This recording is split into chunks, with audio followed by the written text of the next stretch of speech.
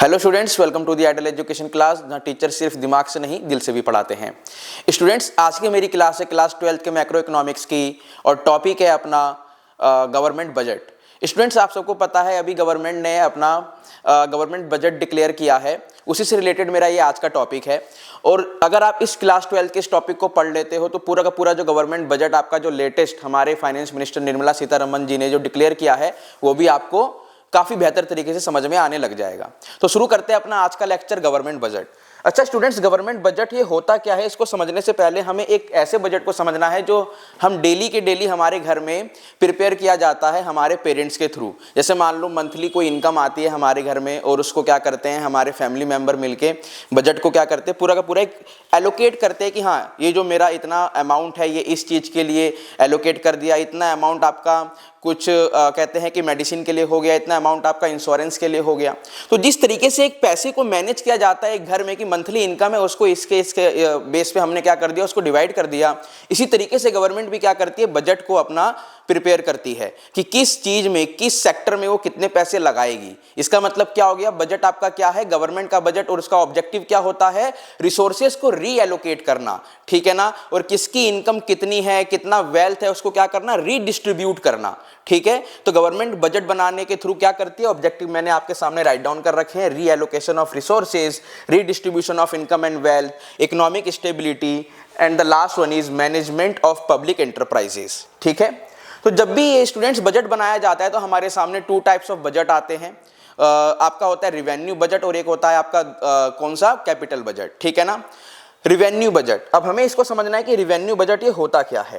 तो जब भी स्टूडेंट्स हम रिवेन्यू की बात करेंगे, जब भी हम रिवेन्यू की बात करेंगे या कैपिटल की बात करेंगे तो एक बात का हमें ध्यान रखना है, अगर आप भूल भी जाओगे तो मेरी इस बात को आप पॉइंट आउट कर लेना, आपको याद आ जाएगा और लिख के आ जाना। रिवेन्यू वर्ड जब भी आए तो ध्यान रखना जो भी चीज डेली बेस पे हो या मंथली बेस पे हो, ठीक है ना, या वीकली बेस पे हो, यानी रेगुलर बेस पे जो हो रही है उसे हम रिवेन्यू कहते हैं, ठीक है ना। फिर चाहे वो आपकी इनकम हो, फिर चाहे वो आपका खर्चा यानी एक्सपेंडिचर क्यों ना हो, जो चीज आपकी डेली मंथली वीकली बेस पे हो रही है इसे हम रिवेन्यू कहेंगे। और जो चीज आपका ईयरली बेस पे हो रहा है यानी एक ही बार हो रहा है उसे हम क्या कहेंगे, कैपिटल कहेंगे। फिर चाहे वो आपका कैपिटल रिसिप्ट हो, फिर चाहे वो आपका कैपिटल एक्सपेंडिचर क्यों ना हो, ठीक है। तो हमें सबसे पहले क्या समझना है स्टूडेंट्स, रिवेन्यू रिसिप्ट और कैपिटल रिसिप्ट। तो रिवेन्यू रिसिप्ट क्या होता है स्टूडेंट्स, गवर्नमेंट की ऐसी इनकम जिससे ना तो गवर्नमेंट का कोई एसेट इंक्रीज हो रहा है और ना ही लायबिलिटी में कमी आ रही है। मैंने क्या बोला, गवर्नमेंट की ऐसी इनकम जिससे गवर्नमेंट की ना तो कोई एसेट इंक्रीज हो रही है और ना ही लायबिलिटी में कमी आ रही है, ऐसी इनकम को हम क्या कहते हैं, रिवेन्यू रिसिप्ट। तो सरकार को ये इनकम कहां से आती है, सरकार को ये इनकम जैसे कि मैंने बोला टैक्सेस से आती है, डायरेक्ट टैक्स, ठीक है ना, या इनडायरेक्ट टैक्सेस से आती है, इसे हम जीएसटी के नाम से भी जानते हैं। और कहां से आती है सरकार को ये income, non tax revenue. Non tax revenue क्या होता है स्टूडेंट्स, गवर्नमेंट की ऐसी इनकम जैसे कि किसी को चालान, जैसे रोड पे जब आप कोई गाड़ी वगैरह ड्राइव करते हो, ठीक है ना, ड्राइव करने के कारण आपकी कोई भी चीज आपके पास नहीं है और आपको उसके बदले क्या देना पड़ जाता है, कुछ पेनल्टी पे करनी पड़ती है, तो चालान हो गया। गवर्नमेंट ने कोई फॉर्म निकाला किसी भी चीज से रिलेटेड, आपने उसकी फी सबमिशन किया तो गवर्नमेंट की ये इनकम हो गई। तो ऐसी इनकम जिससे गवर्नमेंट की ना एसेट इंक्रीज हो रही है और ना ही लायबिलिटी, एसेट ना ही इंक्रीज हो रही है ना ही लायबिलिटी डिक्रीज हो रही है, उसको हम क्या बोलते हैं, उसको हम रिवेन्यू रिसिप्ट बोलते हैं। कहां से गवर्नमेंट को रिसिप्ट रिसीव होती है स्टूडेंट्स, सबसे पहला डायरेक्ट टैक्स से, इनडायरेक्ट टैक्सेस से, ठीक है ना, और हमारा नॉन डायरेक्ट टैक्सेस, ठीक है, और नॉन टैक्सेस से स्टूडेंट्स, ठीक है। तो समझ में आया रिवेन्यू रिसिप्ट क्या होता है। और ये कैसी इनकम होती है स्टूडेंट्स, हमें ध्यान रखना है, नॉन रिडीमेबल होती है, इसको हम रिडीम नहीं कर सकते यानी रिटर्न नहीं कर सकते हैं, ठीक है। अच्छा, और जो ये इनकम होती है जैसे कि इसको एग्जांपल के बेस पे यहाँ समझाया गया है कि जैसे यूएसए ने क्या किया, इंडियन गवर्नमेंट को कोई भी एड दिया, कोई भी सहायता इसको दी, इंडियन गवर्नमेंट को कोई भी सहायता प्रोवाइड की, तो वो सहायता हमें वापस रिटर्न तो नहीं करनी है ना।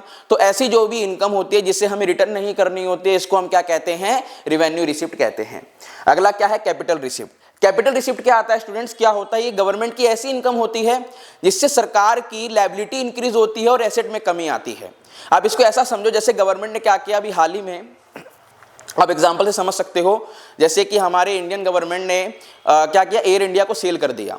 एयर इंडिया को सेल किया तो सरकार की एसेट कम हो गई, है ना, और अगर मैं कहता हूं कि सरकार की लायबिलिटी, अगर सरकार ने कहीं से क्या कर लिया, लोन को ले लिया है, अब लोन को ले लिया है तो क्या होगी, सरकार की लायबिलिटी बढ़ गई। तो कैपिटल रिसिप्ट क्या होती है, ये एक ऐसी इनकम होती है जो एक ही बार होती है और इससे सरकार की एसेट डिक्रीज होती है और लायबिलिटी बढ़ जाती है। तो ऐसी इनकम को हम क्या कहते हैं, गवर्नमेंट की ऐसी इनकम को हम कैपिटल रिसिप्ट कहते हैं स्टूडेंट्स, ठीक है। तो ये इनकम क्या होती है, रिडीमेबल होती है। जैसे कि सरकार के पास एयर इंडिया था, सरकार ने एयर इंडिया को सेल कर दिया, अब जैसे ही सेल किया रिडीम हो गई ना। अब जैसे लोन लेना था, लोन ले लिया तो लायबिलिटी बढ़ गई। तो दोज इनकम्स, वो इनकम जो सरकार से क्या, जिसकी सरकार के पास क्या हो, जिससे एसेट कम हो जाए और एसेट के साथ साथ लायबिलिटी बढ़ जाए, तो ऐसी इनकम को हम क्या बोलेंगे स्टूडेंट्स, ऐसी इनकम को हम कैपिटल रिसिप्ट बोलेंगे।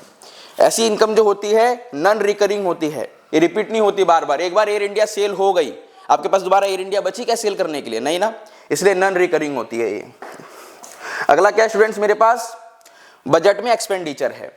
एक होता है मेरे पास रिसिप्ट रिवेन्यू एक्सपेंडिचर और एक क्या होता है स्टूडेंट्स मेरे पास कैपिटल एक्सपेंडिचर। जब भी हम रिवेन्यू एक्सपेंडिचर की बात करेंगे स्टूडेंट्स, ये सरकार के ऐसे खर्चे होते हैं, ऐसे एक्सपेंडिचर होती है जो सरकार को हमेशा करने पड़ते हैं, जैसे कि डेली बेस पे हो गए, चाहे वीकली बेस पे, चाहे मंथली बेस पे। ऐसे खर्चे कौन से खर्चे, रिवेन्यू एक्सपेंडिचर, ठीक है। ऐसे एक्सपेंडिचर कौन से एक्सपेंडिचर, रिवेन्यू एक्सपेंडिचर। जैसे मैंने बोला सरकार को अपने एम्प्लॉय को सैलरी देनी है तो मंथली बेस पे देनी है।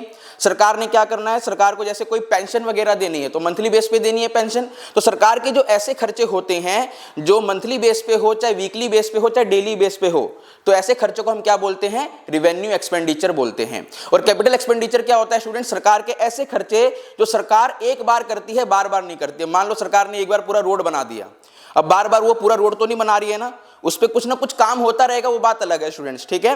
एक बार जो रोड को बनाने में खर्चा आया, एक बार किसी हॉस्पिटल को, जो नया हॉस्पिटल बना रही है, तो ऐसे खर्चे जो सरकार एक ही बार करे, जैसे कि नया हॉस्पिटल सरकार ने क्या कर दिया, पूरा का पूरा बिल्ड कर दिया, नया स्कूल बिल्ड कर दिया, तो ऐसे जो खर्चे होते हैं जो साल में एक बार किए जाते हैं, ऐसे खर्चे जो साल में एक बार किए जाते हैं उसको हम कैपिटल एक्सपेंडिचर बोलते हैं, ठीक है ना। और जो कैपिटल एक्सपेंडिचर होता है स्टूडेंट्स, इससे सरकार की एसेट बढ़ती है और लायबिलिटी कम होती है। क्या होता है, सरकार की एसेट बढ़ेगी। मान लो सरकार ने क्या किया, रोड बना दिया, रोड से टैक्स आएगा तो एसेट बढ़ गई। जो आपके हॉस्पिटल बनाए हैं, सरकार की एसेट बढ़ गई, ठीक है ना। और सरकार ने एक बार में अपना पूरा का पूरा लोन क्या कर दिया है, पे कर दिया है, तो सरकार की क्या हो गई, लोन भी, उससे लायबिलिटी भी कम हो गई। तो ऐसी जो एक्सपेंडिचर होते हैं उसको कैपिटल एक्सपेंडिचर कहते हैं स्टूडेंट्स, ठीक है। तो रिवेन्यू एक्सपेंडिचर और कैपिटल एक्सपेंडिचर आपके सामने, आप इसका स्क्रीनशॉट ले सकते हो। आगे बढ़ते हैं स्टूडेंट्स। जब भी हम स्टूडेंट्स बजट पढ़ते हैं तो बजट पढ़ते समय हमारे सामने कुछ पॉइंट्स आते हैं जिसको हम डेफिसिट के नाम से जानते हैं। डेफिसिट का मतलब क्या होता है, घाटा, ठीक है ना। सरकार की अगर इनकम हो रही है, सरकार के अगर खर्चे हो रहे हैं तो सरकार को घाटा भी होगा, है ना, डेफिसिट भी होगा।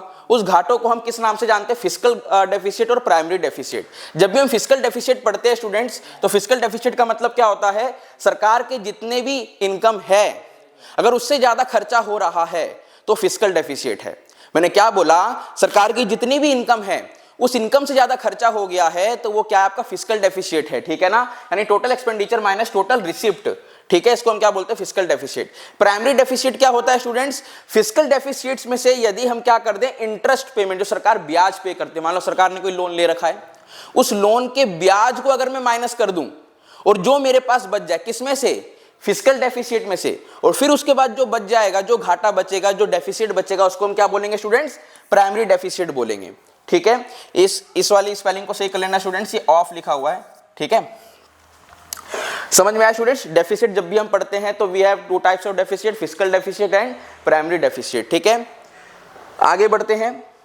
अगला क्या है मेरे पास, टाइप्स ऑफ बजट।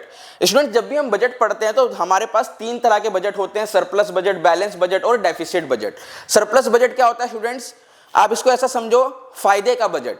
सरकार ने जितना खर्चा किया उससे ज्यादा इनकम हो गई, that is the surplus budget, ठीक है। इसमें मैं ज्यादा डीप में इसलिए नहीं जा रहा हूं क्योंकि नाम से ही समझ में आ रहा है कि अगर इनकम ज्यादा हो रही है, खर्चे कम हो रहे हैं तो सरप्लस बजट होता है। बैलेंस बजट क्या होता है, जितनी इनकम हुई उतना खर्चा हो गया बराबर, balance, that is the balance budget, ठीक है। डेफिसिट बजट अभी समझा के आया हूं, जितनी इनकम उससे ज्यादा खर्चा, that is a deficit budget, ठीक है। तो इसे घाटे का बजट, इसे संतुलन का बजट यानी बैलेंस बजट, सरप्लस बजट यानी फायदे का बजट, ठीक है स्टूडेंट्स। हमारा ये टॉपिक यहीं तक था स्टूडेंट्स बजट का। अब मैं आपसे मिलता हूं नेक्स्ट लेक्चर में किसी टॉपिक के साथ, क्लास 12 की। इसी तरह आप रिवीजन करते रहें और अपने मार्क्स को इनहेंस की ओर ले जाते रहें। अब मैं आपसे मिलता हूं नेक्स्ट क्लास में किसी एक नए टॉपिक के साथ, तब तक के लिए जय हिंद।